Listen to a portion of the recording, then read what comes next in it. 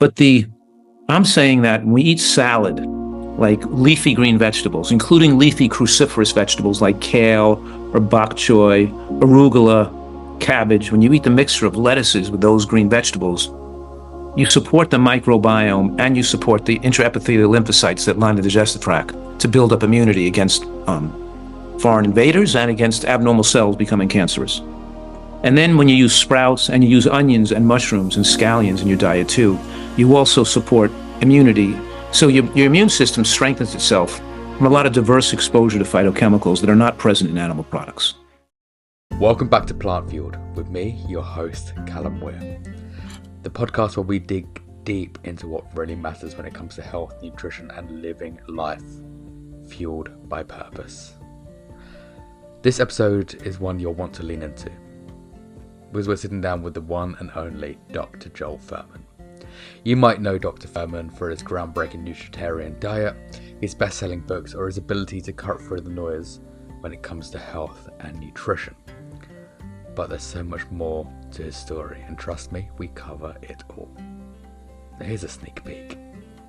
The science behind the Nutritarian Diet and why it's built to stand the test of time.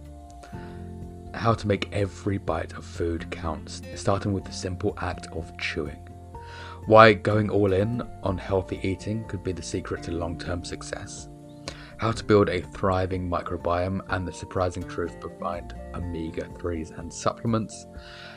And yes, we even dive into his figure skating days. Yes, you heard that right, figure skating. This episode is packed with insights that are practical, inspiring, and rooted in science. Whether you're curious about making small changes or you're ready for a total transformation, this is the episode to kickstart that journey. On top of that, Dr. Fuhrman is hosting his Eat to Live retreat in Southern California, a life-changing opportunity to immerse yourself in his teachings, reset your health, and build sustainable habits for long-term success. I'll link all the details below in the show notes for anyone ready to take that leap. Before we dive in, here's the deal. If this episode sparks something in you, don't keep it to yourself. Hit that follow button, leave a review, or share it with somebody who needs to hear it. Whatever the platform you use allows you to do. It's how we keep this space growing and ensure the conversations we have can reach more ears and maybe even change more lives. Alright, let's get into it. Here's Dr. Joel Fuhrman. Let's dive in. Peace and plants.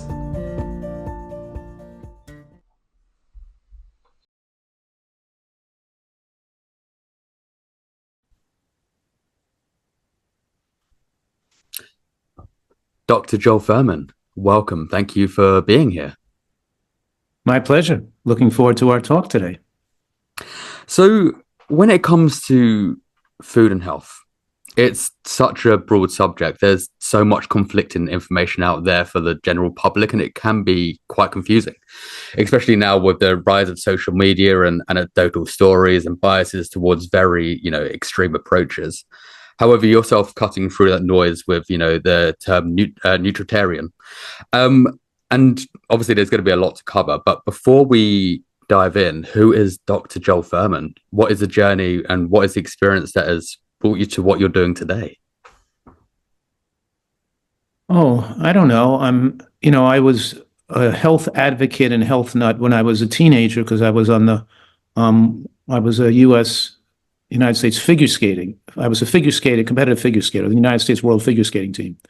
So most of my teenage years were on the inside of skating rinks, training and working out and taking, and trying to be a top athlete. And then I got hurt. I was on crutches for a year, right before the '76 Olympics. And then I decided that I was passionate about nutrition and health, and that even though I started working in my family's shoe business, my family had a chain of like 10 shoe stores in the New York metropolitan area. So I was teaching skating, performing in ice skating, and working in my family's shoe business. I had graduated from college as a business and economics major. And at that point in my life, I decided to go back to the postgraduate pre-med courses at Columbia to take the pre-medical requirements to go back to medical school to specifically devote myself to the field of nutritional medicine. So I became a physician with the intent to be a specialist in nutrition, not to be a conventional doctor. And I've created a career for myself in this field that's been very rewarding and has been my personal passion. So that's my story, and I get a lot of satisfaction working with patients over the years, 20,000 individual people, and I still see, I have a retreat in San Diego where people still come and stay with me for a month or two, and I still keep my working with people, are always excited about seeing their recoveries from what most people consider irreversible conditions, whether it's high blood pressure or psoriasis or asthma or lupus. Watching people get well and help and aiding their trajectory towards better health has always been a passion of mine. And then I've been very lucky to have been able to have a lot of publicity through my public television shows and my books and the books I've written. So my books have done very well. I've had 7 New York Times best-selling books, and I spent a lot of time working and writing and researching on those books. And then I've also had television shows on public television in the United States, which have been exposed my work to millions of people. So I've been very blessed, very lucky to have certain opportunities I've had. Was it the fact that you were a figure skater that kind of dove you into nutrition in general? Because obviously, I think we've been at creating such athletic performance that you kind of have to look after your nutrition a bit more. Was that the kind of like the starting point for this nutrition journey for yourself? I don't think so. I think it's that my father started reading Dr. Shelton's books from the 1950s and 60s. My father was overweight and sickly a lot, and I think he picked up some books and got into it. So I read it because he was so enthusiastic about it, and I thought he was crazy. I thought, how could this be right and everybody else be wrong? And I started to learn it when he was learning it. And at first I was rejecting what he was doing. And then I eventually was exposed to enough of it to really the cumulative effect of seeing people living healthier lifestyles and getting their health back showed me the importance of this and the value this had for humanity. So I think with that, obviously you've coined the term nutritarian, and most people know you as the nutritarian guy. And with that in mind, I think a good starting point is, what is a nutritarian and what is a nutritarian diet or a nutritarian focused diet? Yes, and I think it's a good word and an important term. I really do. And that's because, what does plant-based mean, or even vegan? Plant-based, does that mean all vegan?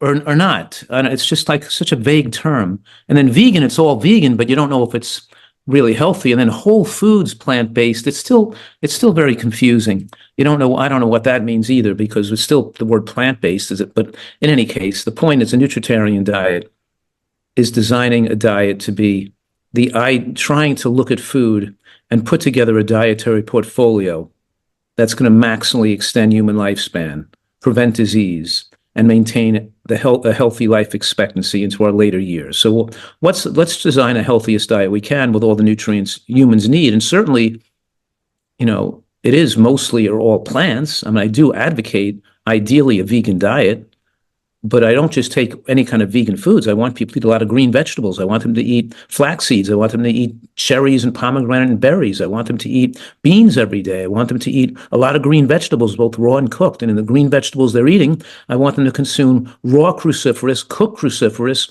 raw non-cruciferous, and raw and cooked non-cruciferous. In other words, I'm putting together a dietary portfolio that affords people better long-term health outcomes, and picking a wide diversity of healthy plant foods with enough green vegetables. And of course, a nutritarian gets their fat from nuts and seeds and avocado, not from oils and animal fats, like most Americans do and most Europeans do. So the point is that, and as you know, there's a lot of well-known plant-based nutritional experts and gurus that recommend you watch your fat, or you eat very low fat, or you cut out nuts and seeds.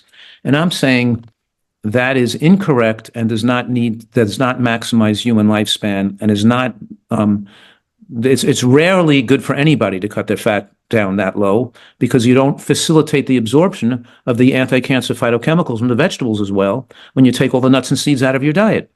So I do have a particular dietary model that I'm instructing people to follow, but I'm not being inflexible with the model itself. You could modify that model to your own particular needs and likes. You know what I mean? And we're not all robotic,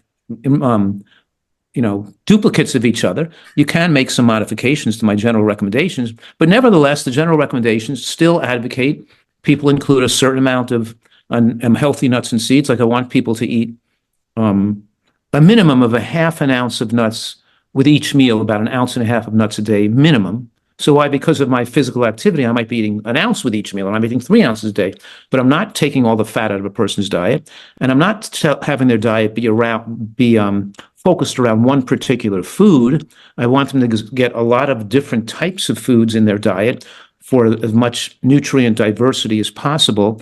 And I have this acronym, GBOMS, which stands for greens, beans, onions, mushrooms, berries, and seeds, because I want people to pay attention to having food from all those different categories, which have been shown in many scientific studies to have longevity promoting and anti-cancer benefits. And I'm also saying that the anti-cancer benefits from these different categories of food is much more marked and stronger than most people realize. And a dietary portfolio that puts together these beneficial foods in a synergistic fashion gives people, even who have cancer, a greater chance at longevity and at remission or non-recurrence than, for example, than conventional treatments do. So I think that the dietary, most people know that diabetes can be reversed when you eat healthy, and heart disease can be reversed. And they don't really know that lupus can be reversed, and psoriasis and asthma, that we see these conditions reverse, and they don't see the huge benefits we get to prevent cancer, but also for people who already have early stage cancers, how much that could change, that could mean a difference in life and death. So yes, I'm saying right now is that the same dietary portfolio that's been prepared with the attempt to maximize human longevity is also most therapeutically effective when we're applying it to most disease states to facilitate people to get well or reverse their diseases. So obviously, when we do look at that food scene at the moment, and there's so many different stances on food and dietary patterns, and obviously we have, as you mentioned earlier, whole food, plant-based, but we don't actually know what that means a lot of the time, especially vegan diets as well. That can be a very ultra-processed vegan diet. That can be a very, what I would consume, a very, if it's whole foods, a more healthier, plant-based diet. However, then you also have, keto, paleo, and but how is the Nutritarian diet standing up against something like paleo or, a whole foods plant-based diet? Right. And by the way, I'm also an advocate of a diet being SOS free. Do you know what that means? So I don't salt and sugar and oil. Yes, sugar and oil free. So I don't recommend free sugar. I don't mind if people use fruit to sweeten things and make desserts with bananas and things, but I don't want them to put maple syrup and honey and sugar on their diet. And I consider white flour to be a sugar equivalent. So we're not using these high glycemic carbohydrates, and we're also not salting our food. We're using roasted garlic and herbs and spices and different flavorings to get out of, make food taste good without just putting salt on it. And that's a huge controversy in itself about people think that salt is good for you and necessary to eat. And I'm saying, well, you're really a very comprehensive look at populations that don't salt their food, show tremendous protection against cardiovascular death and maintaining normal blood pressure and preventing strength and integrity of the brain, of the vessels in the brain as you get older from not hemorrhaging and breaking with later life. Because one thing we know that being a vegan does not protect you against hemorrhagic stroke if you still salt your food. And we could talk about that more if we have to later. But your question was about keto and paleo and, and other types of diets. I don't really think there's much of a competition here, because, I've spent my life reviewing probably 50,000 scientific research studies, on this. And even in and we know that, for example, there's a dose-dependent relationship between vegetable consumption and lifespan. There's not a dose-dependent relationship between eating animal products and lifespan. In other words, there's more than 100 studies showing the more vegetables a person eats, the longer they live. Now, what about the more meat or more scallops or more, what about that stuff? More, obviously, that's not what the data shows if you look cumulatively at all the evidence. You can selectively pull certain evidence that you'd like to utilize to contribute to your argument, what all people do. But if you have if you're trying to look at an unbiased viewpoint at at all the evidence we have available, we know that more vegetables in the diet leads to longer lifespan, and less animal protein leads to longer lifespan. But what we do have, and by the way, there's more than 50 studies, by the way, which I published in a recent scientific journal article describing why people with heart disease should not remove nuts and seeds from the diet, published in the International Journal of Disease Prevention and Reversal, with more than 50 references of why when you take the fat out of your diet, remove all nuts and seeds, you increase chances of arrhythmia and potentially increase risk of cardiovascular death. It's not beneficial to take all the fat out of your diet. But now we're talking about the studies that have shown that the more animal protein you eat, the shorter your lifespan. And there's been about a dozen separate studies that corroborate each other with the same data, with the same information, that more animal protein means more premature death. And here's the shocker, and what these studies, and I didn't, I don't have the studies with me right now, but I could, in a minute, I could bring them up on my computer and show it on the screen. But what these studies also showed was that the more plant protein a person ate, the longer they lived. Okay, so what it showed was, and this is not one study, these are studies that are large-scale studies studying hundreds of thousands of people, and they have hard endpoints like death or age of death. So these studies are done for like 20 or 30 years following large populations. And there are different studies with each one individually with hundreds of thousands of people, and they all show the same thing, the same results. So we have a lot of corroborative evidence. So the evidence becomes more solid and more proven when one study shows the same thing as another study shows. And we have that in the field of nuts and seeds. We have when you don't eat nuts and seeds, when you eat nuts and seeds, you have less both cardiovascular death and all-cause mortality. And when you eat more animal products in your diet, you have shorter lifespans and all-cause mortality goes up. But the shocker is that the more plant protein that was eaten, the longer people lived. And what does plant protein mean to you? What does it mean to me? And I'll tell you what it means. It means a nutritarian diet, and I'll tell you why. Because we advocate people eat green vegetables, beans, and nuts and seeds. Those are high-protein plant foods. There are 5 plant foods, right?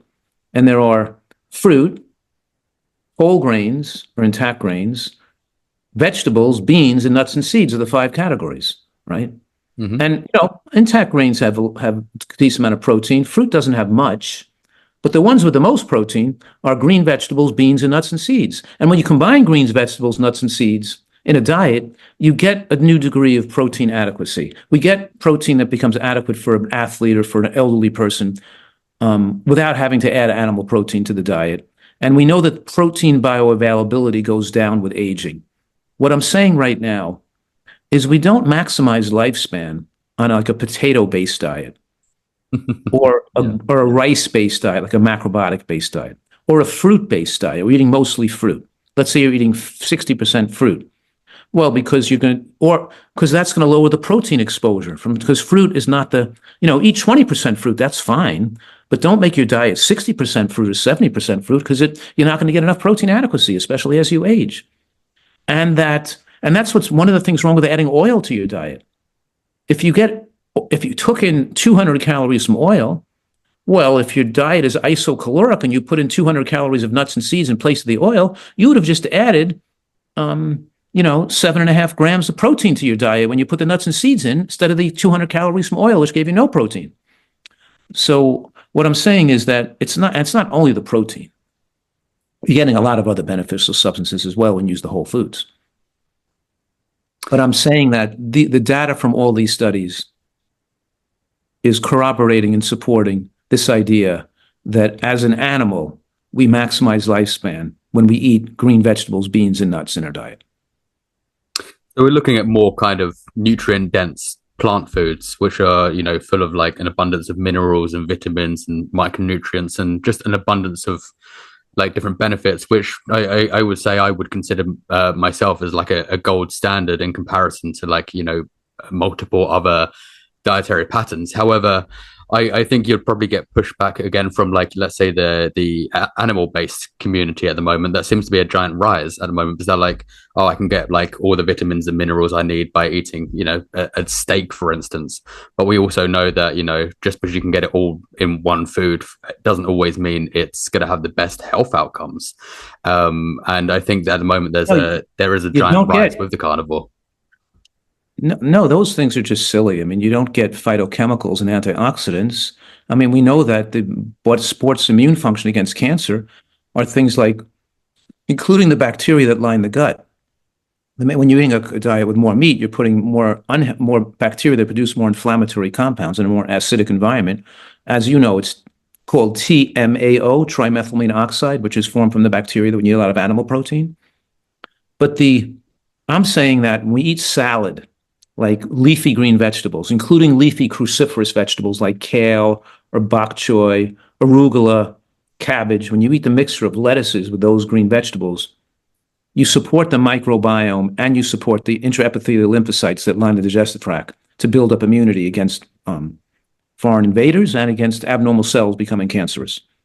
And then when you use sprouts and you use onions and mushrooms and scallions in your diet too, you also support immunity. So your immune system strengthens itself from a lot of diverse exposure to phytochemicals that are not present in animal products. So we have to have a robust assortment of these phytochemicals. And I'm saying, yes, from the raw onion and the raw greens, as well as cooked beans and lentils and cooked mushrooms, gives you a new pattern of bacteria in the gut. And it's the reason why the people like carnivore diets, as some people like that. It's because they want to avoid the phytochemical richness of the plants. Because the phytochemicals because when you have an unhealthy microbiome and you have a leaky gut that's developed due to years of eating processed foods and fast foods, you could damage the gut lining, and your body becomes more inflamed when you have higher exposure to certain plant compounds, particularly phytochemical richness, and even some of the compounds in beans that people aren't digesting well. So some people, because they've earned their unhealthy gut status, they feel better when they don't eat plants. And there are some indications where a person might feel better or do better on a carnivore diet.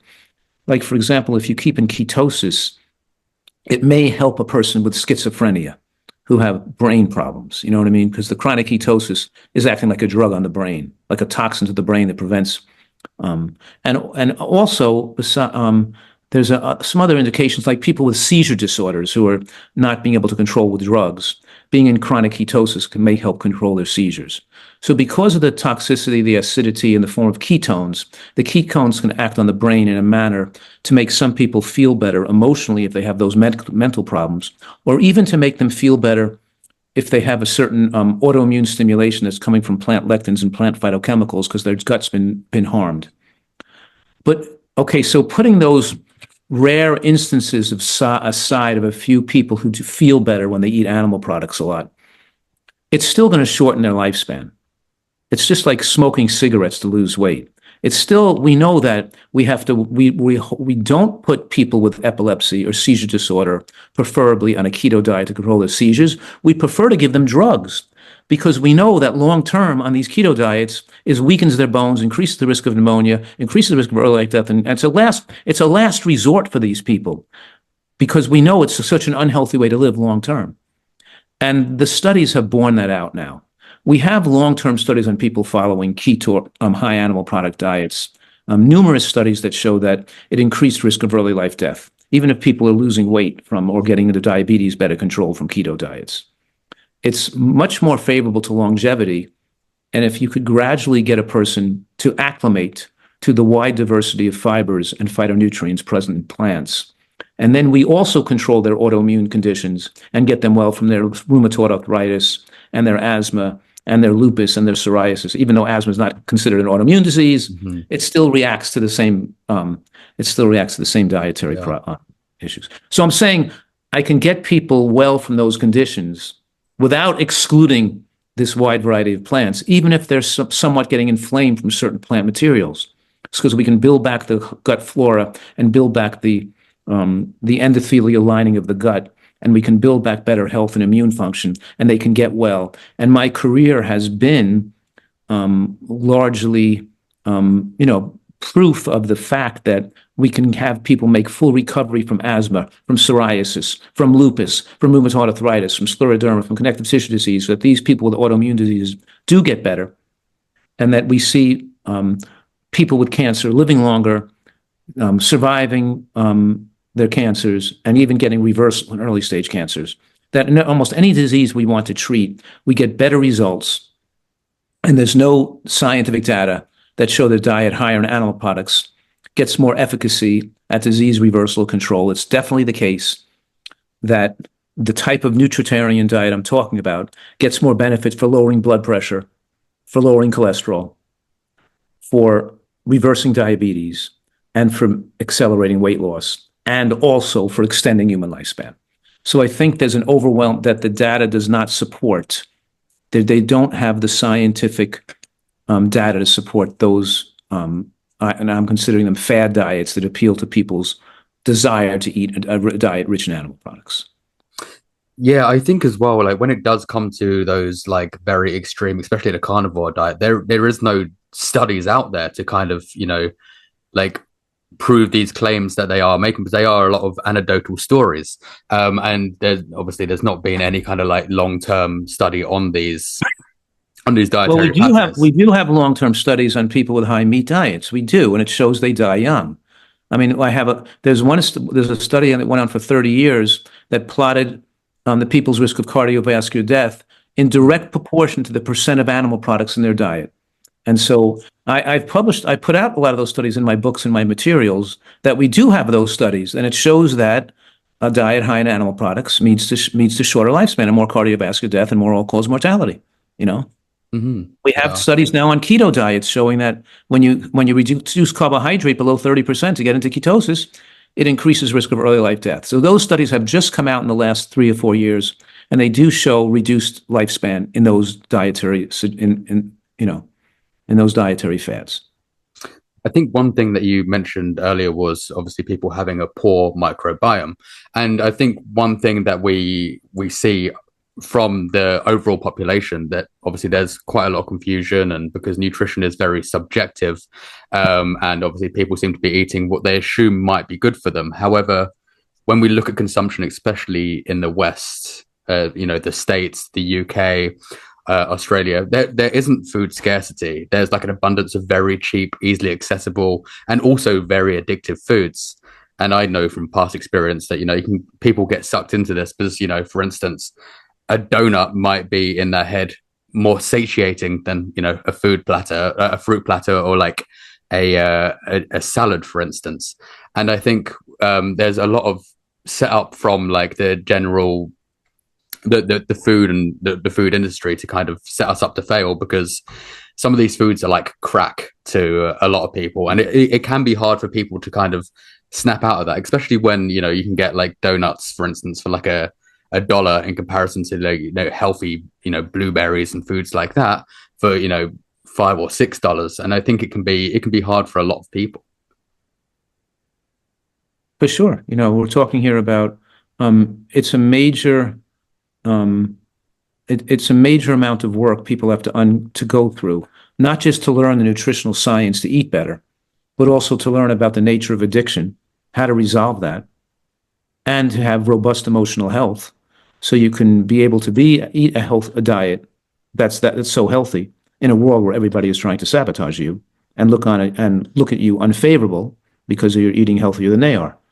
So we need to. So for example, at my health retreat in San Diego, we're of course doing cooking classes and lectures about the science of eating right, but we also spend a lot of effort teaching people how to see the world in a way to be happier, to be less stressed out, and to have good emotional health. Because you need to have robust emotional health to be able to be different from others and be comfortable in your own skin, which is a very important. So food is highly addicting, and most people who are addicted to cocaine and other substances don't really resolve their addiction. They just go from cocaine to sugar to donuts. They go from one addiction to the other. They go from alcohol to sweets. They use food as a secondary addictive replacement, and it leads to, obviously tremendous human tragedy from the way people are eating today.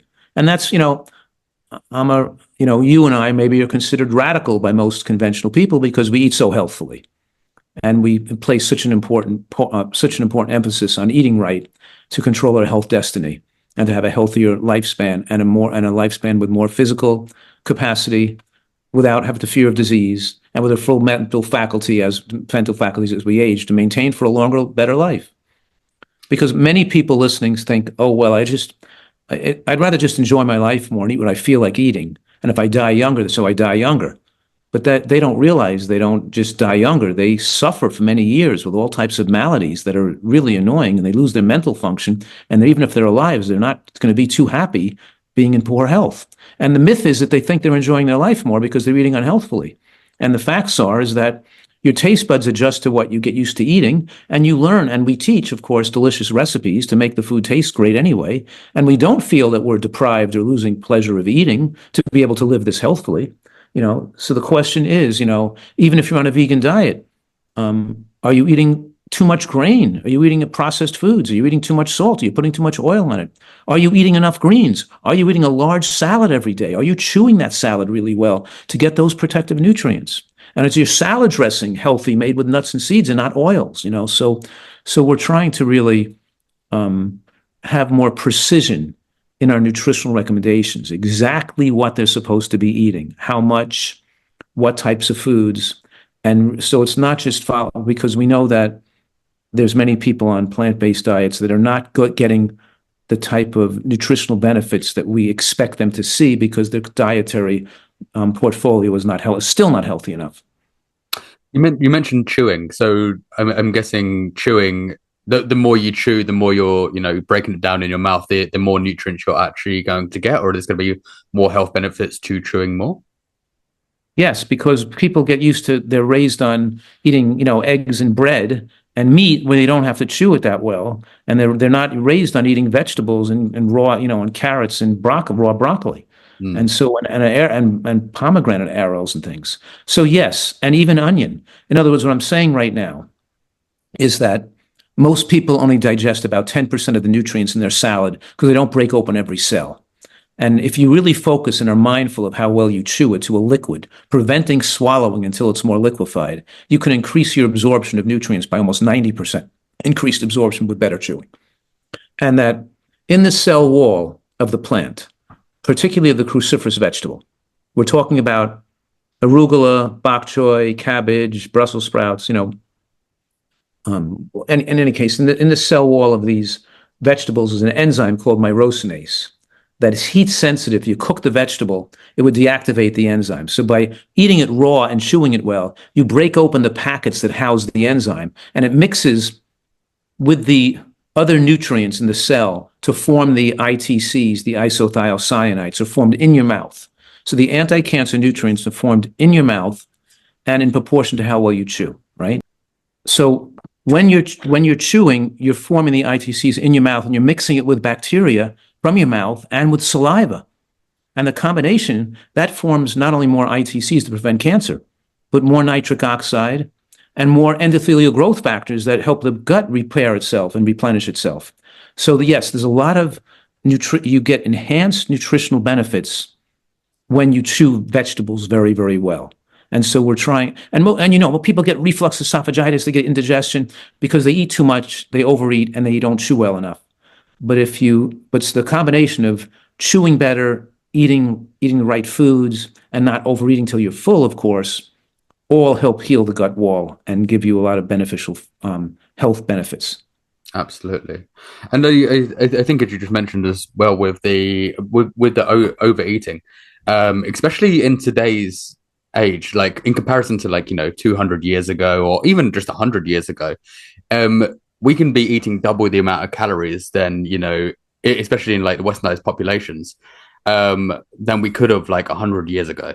We're able to consume such a such a large amount of calories in such a small portion of food in comparison. And I think obviously this, like we see like there's a strong line as well of kind of like, since we've had ultra processed foods, since we've had like a lot of like very refined, salts and sugars, obviously there's been a rise in like heart disease, diabetes, strokes, and like obesity and many other lifestyle factors that obviously play a role in our in our daily our our daily health conditions. And we're just kind of, I think we have a lot of self-destructive behaviors now, and I would shoot like, but it's just become normalized in every day. Like you go anywhere and there's advertisement for fast food, alcohol, vapes, cigarettes, and it's become so normalized these days that, like as you said earlier, that like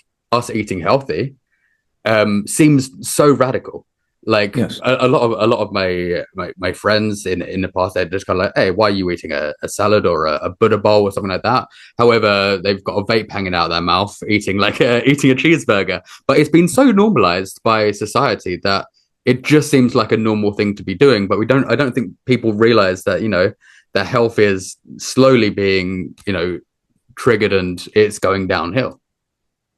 Yes. It's, the question is, why would a person eat things that are not in their best interest for their long-term health? Why would we self-destruct? Why would we create disease? Why would we shorten our life with what we eat? And the answer is because these things are highly addicting, and you lose control. Your cerebral brain is no longer in control. Your primitive brain, which likes the dope, which likes the overstimulation, starts to affect your decision making. So you don't become the best decision maker for your own best interests. And people, and they're getting so much publicity and support to that way of living, and people actually think it's healthy now to be fat or to be overweight. So what I'm saying here is that body fat is unhealthy, and the more body fat you have, the more insulin resistant you become, and the more estrogen production, the more pro-inflammatory substances, and the higher risk of inflammation and infection and cancer. And so we are shortening our lifespan with excess consumption of calories. But if your diet is nutritionally deficient, it becomes almost impossible to resist the desire to overeat. And we have people that are ubiquitously deficient in micronutrients and phytochemicals. That's what happens with the Nutritarian diet. It doesn't guarantee a person's going to eat the right amount of food, but it makes it so when they're eating so healthfully, they're not going to have unrelenting, strong cravings that makes them have to overeat. So now you can more comfortably eat the right amount of calories. And you referred to earlier the fact that populations today, certainly in the United States, people are eating double the amount of calories that more primitive populations had eaten through most of human history. If we look at most primitive populations, they eat about 1,500 calories a day for the average, size human. And in America today, we're eating more than 3,000 calories a day. And we have a population that's more than 90% of people are overweight. Actually, it's 89% of people have a BMI above 23. Maximum lifespan probably occurs with BMIs between 18 and 21 for a female and 19 and 22 for a male. We have 89% of the people, the BMI above 23. So we're talking here about almost everybody is overweight. And the 10% of people that aren't overweight with a lower BMI, most of those people are people who smoke cigarettes or people who have some medical conditions that keeping them thinner. If they were healthy, they'd be overweight eating American food. It's only 2.4% of Americans that are a normal weight because they eat healthfully and they eat somewhat healthfully and exercise regularly. The point is that almost everybody is unhealthy, and they've been indoctrinated and raised in a social network where we're brainwashing people to establish certain norms. And the norms are, going after praise and having people like you for superficial things and using food as recreation. Your primary recreation becomes eating dangerous foods, and you can become ostracized from your social network and feel not good about yourself because the people aren't going to respect and please you and support you when you try to live healthfully. You're supported for being more like them, not more unlike them. So the norm has shifted to an unhealthy behavior, to unhealthy living, which is somewhat, we're working hard to reverse that, and slowly change happens slowly, and more people are embracing healthier living, but it's still a very slow process. So if somebody is to kind of start taking on a more nutritarian diet, and this came up when I was doing a bit of research, and people wondering whether if they start a nutritarian diet at a, let's say my age, for instance, like 32, that would it be able to kind of prevent or at least try to reverse, like, diseases such as cancers, as obviously, if not that someone has one, but obviously there could be a prevalence these days towards it from a dietary pattern that they've had in the past. But eating a more nutrient dense nutritarian diet, does that then reverse it? Or as well, if they did have cancer, for instance, is it able to help, at least alleviate and try to reverse that way as well? Yes, and that's the point I'm making. The point I'm making is that if you live in a manner like other people live, where their diet is mostly processed foods and animal products, because the American diet and most of European countries are eating 60% of calories from processed foods, and I include oils and white and flour products as processed foods. Breads and bagels and croissants and baked goods are all processed foods. And they eat about 30%, 35% animal products, and they eat less than 10% produce. So we're talking here about most people, most populations eating a low amount of plant produce, which is then going to, that combination, that dietary portfolio is going to make it so people develop cancer cells in their body, and cells that could be develop changes, precancerous conditions that cumulatively eventually lead to cancer. Genetic broken DNA crosslinks, methylation defects, epigenetic changes. In other words, we accumulate damage to the cell that over time leads to a cell eventually becoming a cancerous cell where replication is more uncontrolled, right? Mm-hmm. And so I'm saying right now is that if we look at in the United States, for example, most people over the age of 70 will have cancer cells in their body, somewhere in their body, right? So and even at a younger age, we're having a lot of people with cancerous cells in their body. And yes, the answer is if you smoke cigarettes for 20 years and you quit smoking, after 20 years of being off cigarettes, your risk of going lung cancer is going to decrease every year off the cigarettes, to the point after being 20 years off cigarettes, particularly if you eat healthfully, your risk of lung cancer can get pretty low but you still have a small risk of lung cancer from your years of smoking, but the risk will go down if you ate healthy and stayed off the cigarettes for a longer period of time. The longer you're off the cigarettes, the more your risk goes down. It's the same thing with food. You can cause damage in your youth, and you can cause damage to the DNA that would predispose the cell to cancer. But every year you change that damage and start eating healthfully and you stay away from those cancer-promoting substances, your risk would go down. And yes, definitely the whole point of a nutritarian diet is that people haven't eaten healthfully there very often for the first 30 or 40 years of their life. And they can't just make moderate changes to expect the body to repair broken crosslinks and methylation defects. They have to eat a diet of nutritional excellence. They have to learn about this, because then the body has the immune system potential to be able to repair and heal and put back to normal things that were defective that could eventually lead to cancer if not addressed. And that's where I'm such an advocate of going all the way to such healthy eating, especially if people who've lived unhealthily for decades, to give their body a chance to really get their health back. You can't do that by just improving your diet. You have to really eat a diet that has nutritional excellence in it. And then we test that out with people who have had cancer. Like we see we could monitor a lot of men with prostate cancer. And my experience has been that a lot of men with early stage prostate cancer, it's easy to measure them with their PSAs going up, that we see their PSAs level off and then go down again, that we see this as a reversible condition. And Dr. Ornish has documented the same thing in his study on reversal of prostate cancer. And I've seen that in my practice for decades. And I've had a lot of exposure to women with breast cancer whose conditions were able to either stop progressing or not result in death. I'll give you a couple of examples, okay? Mm-hmm. One woman had metastatic ovarian cancer with 4 liters of fluid in her chest, in her lung, from a collapsed lung. And she obviously, it was a very aggressive cancer, so she had to do chemotherapy. But with the chemotherapy, doesn't kill every cancerous cell. Some stray cells survive and come back and kill the person a year or 2 later. And this person's now alive more than 25 years later, because the immune support she got from eating so healthfully enabled the body to seek out and destroy the occasional stray cell that may have escaped her chemo, because it's not normal to see this person survive for 25 years and not get a recurrence of the cancer. The same thing is true with my, let's say, sister-in-law who had a very aggressive metastatic breast cancer when she was young. And because that cancer was aggressive, it would have killed her without the chemo, because chemo kills an aggressive cancer more better than an indolent cancer. Slow-growing cancers like garden variety breast cancer or prostate cancer are so slow-growing that cancer doesn't kill the cells that effectively because they're not replicating quickly enough. It doesn't differentiate the cancer cell from the abnormal cell sufficiently. But when you have a rapidly aggressive cancer that's replicating rapidly, it exposes its DNA. It makes it more susceptible to the effects of chemo. So in that case, chemo was needed.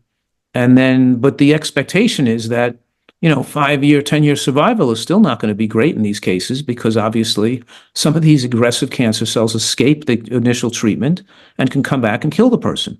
And likewise, and these people are now, living 20 years later. So I've had many people with metastatic breast cancer and ovarian cancer and more aggressive cancers who, whether they needed treatment or not, they still haven't had recurrence of the cancers. And people with slow-growing and early-stage breast cancers and prostate cancer who never needed chemo and just followed the diet and it went away. So we do see that there's tremendous potential of dietary excellence to modulate that, and that we have a lot of evidence within scientific studies as well. For example, one study followed women with breast cancer for 10 years, and they tracked the amount of lignans they ate. Lignans, you can get 7 milligrams of lignin from a teaspoon of flax seeds. And these people ate less than half a milligram of lignin, had a 71 reduced risk of breast cancer deaths over that 10-year period that they were followed, compared to women who hardly ate any lignin, right? And that was only half a milligram, and you could eat 7. So we're saying here that was one factoring, just one, we're looking at one variable there, the amount of lignin they're eating. But we're not doing that. We're giving them more lignans at a younger age. We're giving them a lot of different phytochemicals, not just giving them flax seeds, but giving them green vegetables and onions and mushrooms and berries and pomegranate. We're giving a whole lot of things. And each one of those interventions have been shown to reduce rates of cancers and death from cancer in people who have cancer. So yes, we can put together a dietary portfolio with a lot of these anti-cancer foods to work synergistically to support the immune recognition, so the body can recognize abnormal cells and cause apoptosis or death of those cells to prevent cancer from being a problem. And that's innate in the body's immune system when your immune system is functioning normally. So yes, we have that's one of the reasons people follow a nutritarian diet, because people always say, well, I'll eat healthfully, but not that healthy. And I'm saying, you know what? It's not worth eating 10% of garbage. You might as well just eat all the way, because you don't even like the garbage after a while. It doesn't make you feel well. And you can make the healthy food taste good. And there's no reason why we should self-destruct even part of the time. Let's just go all the way and eat healthy and just live on a healthy diet. And we can live without fear. We can live with more confidence. We can live with more,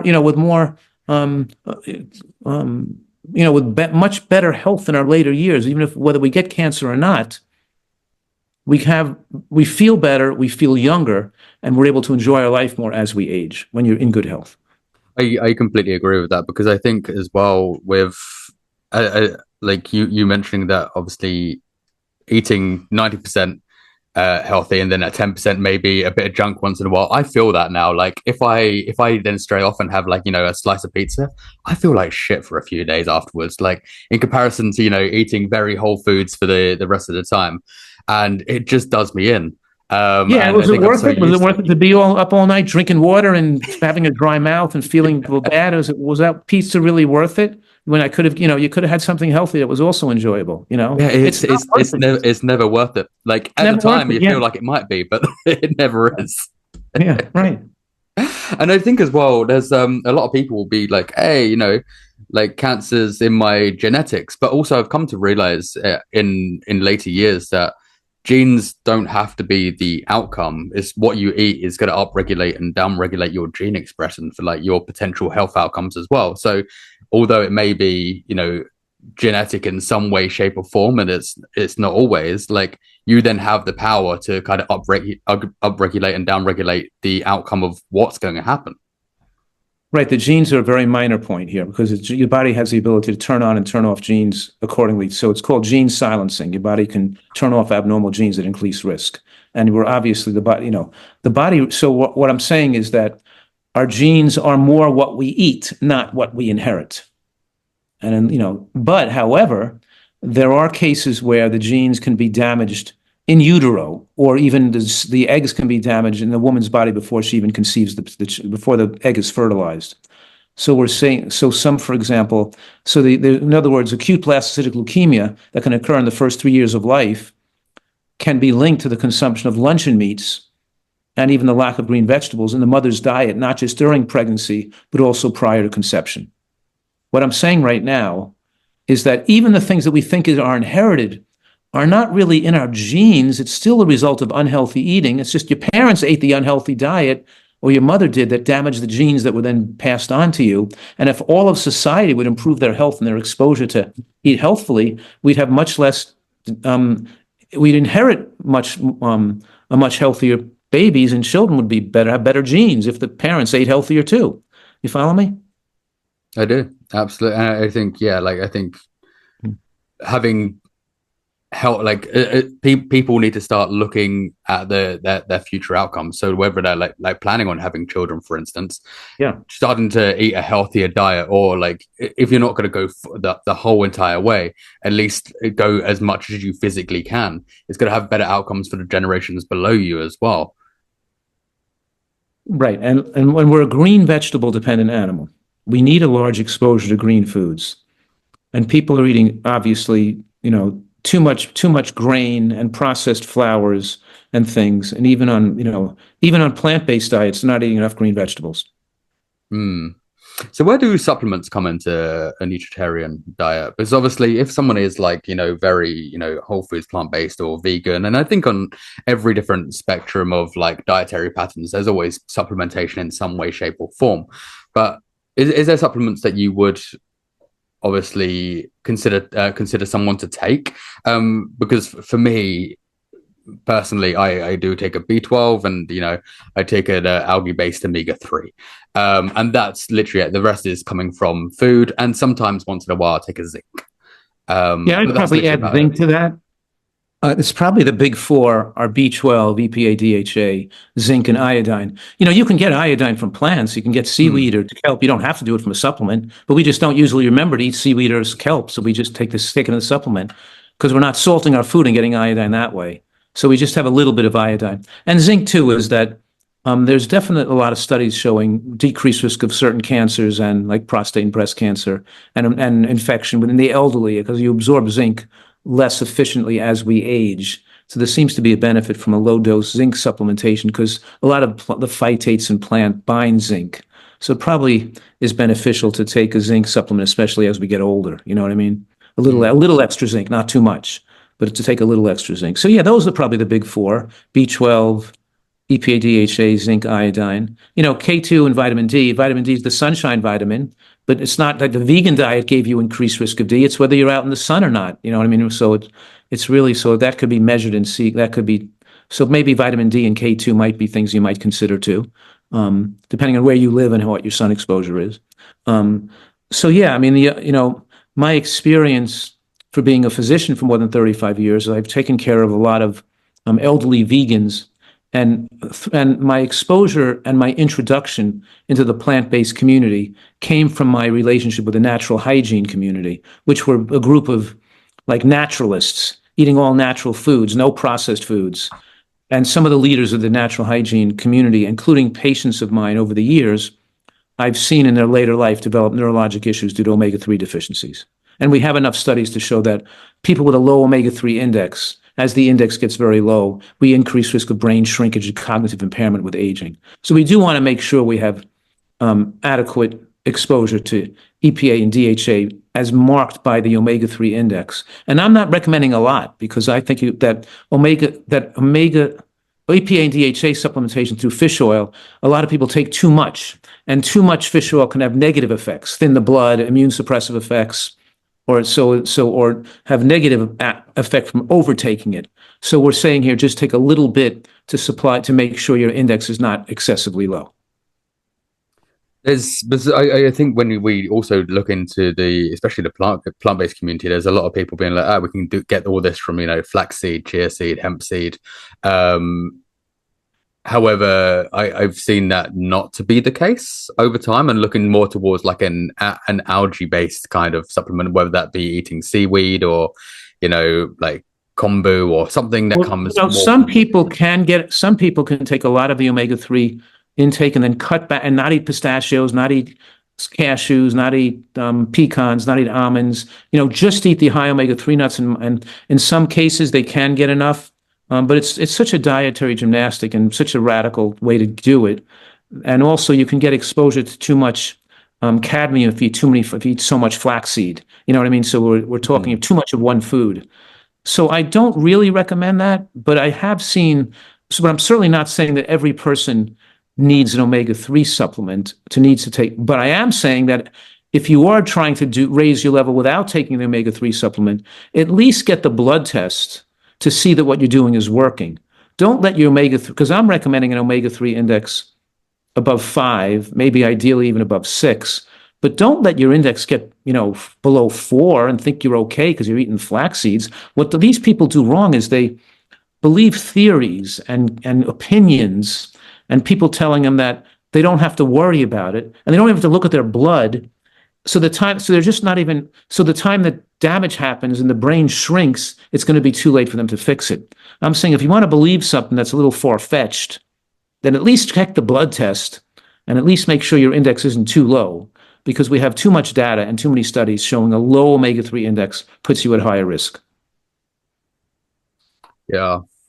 Obviously, and everybody's so bio individual as well that like conversion rates are going to be completely different towards different people as well.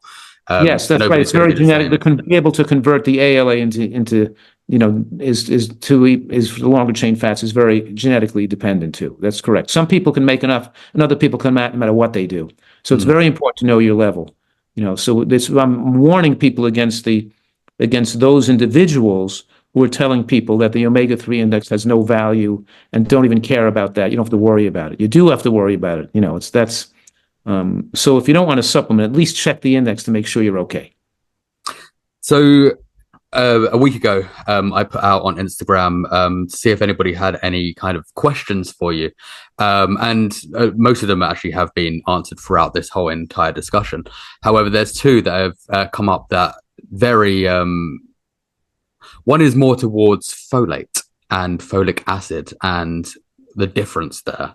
Um, and I know I've heard you talk about this quite a lot in the past, and maybe if you could touch on that for the people that are kind of confused on what's the difference between folate and folic acid, and why we shouldn't be taking folic acid.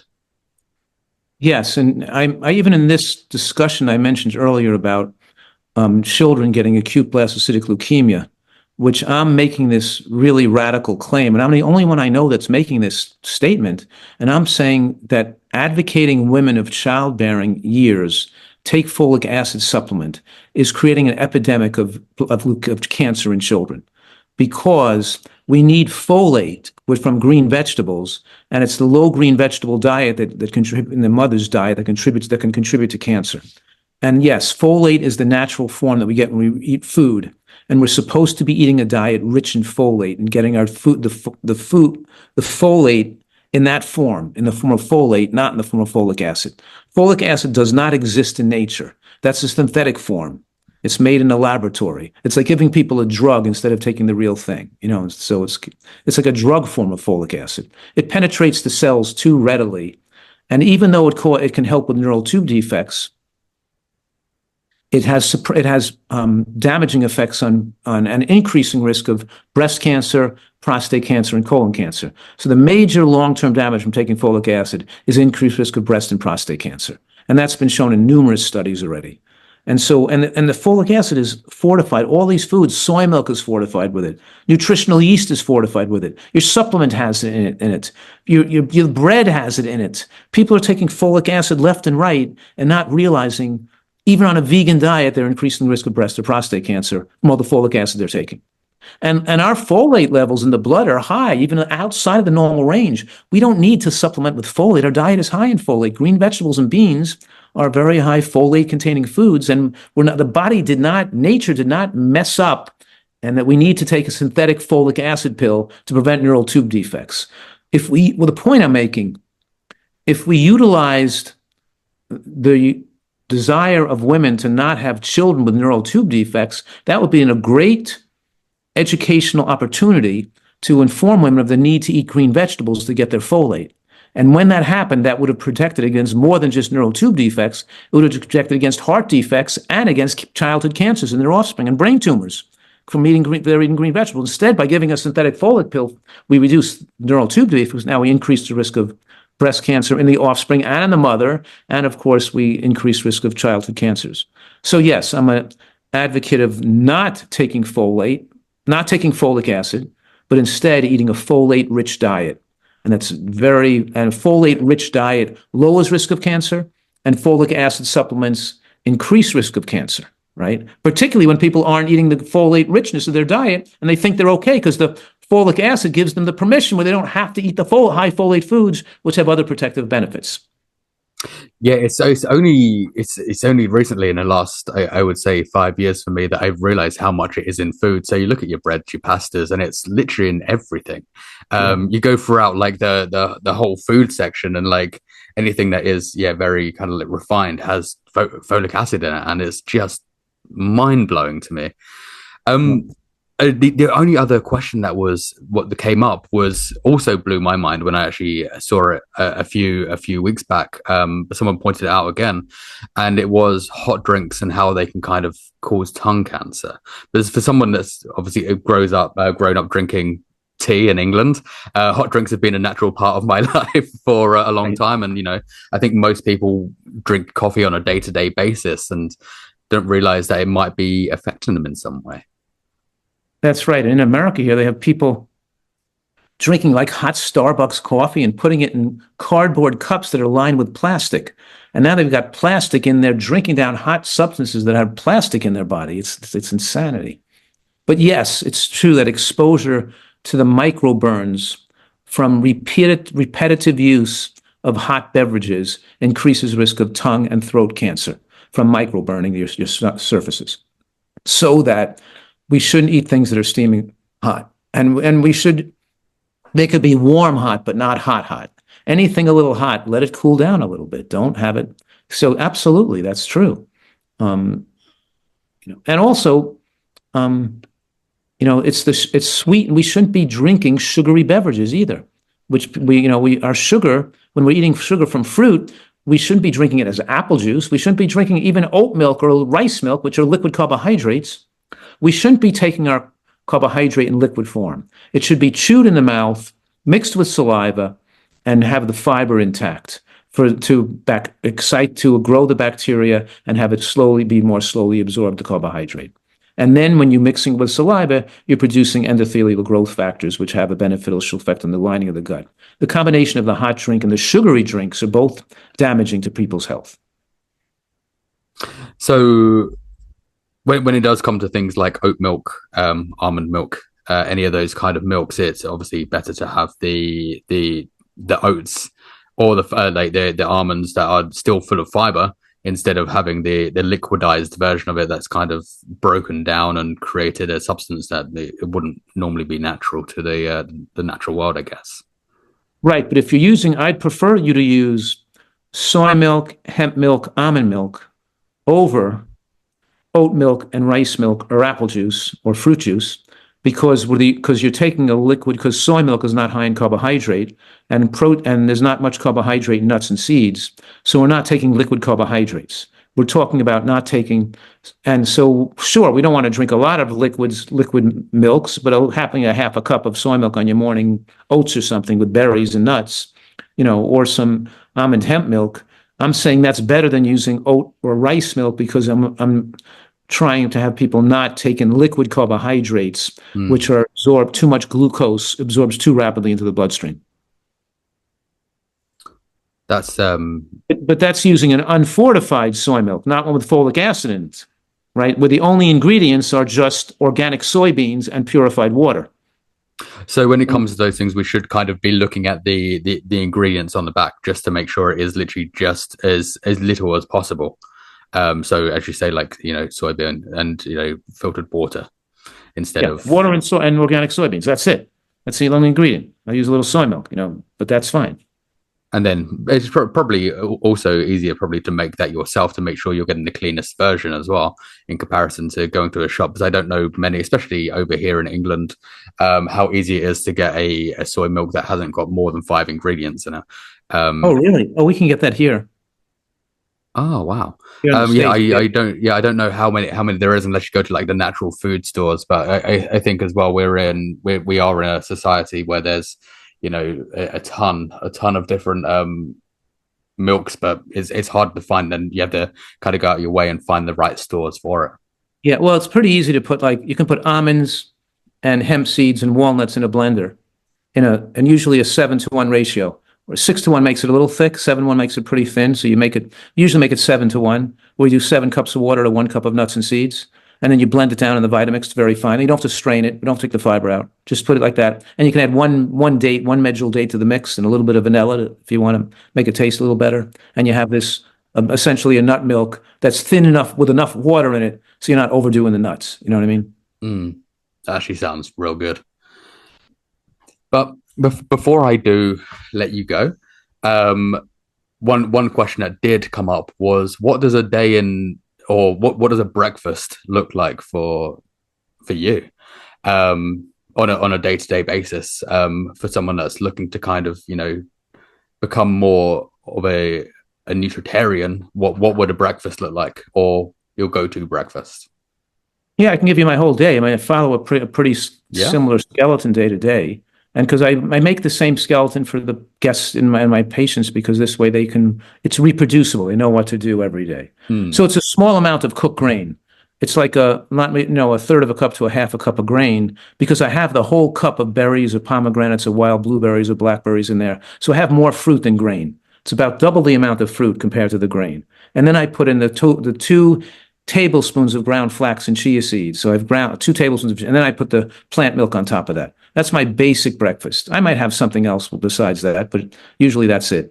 Some will have some black lentils or something, oat groats with lentils or something with berries, whatever it is. So it's usually a small amount of grain, a larger amount of fruit and seeds and some plant milk. And then for lunch, I always have a big salad with the green vegetables and onions and the raw greens and the sprouts and the tomatoes and a bowl of vegetable bean soup with mushrooms and beans in there.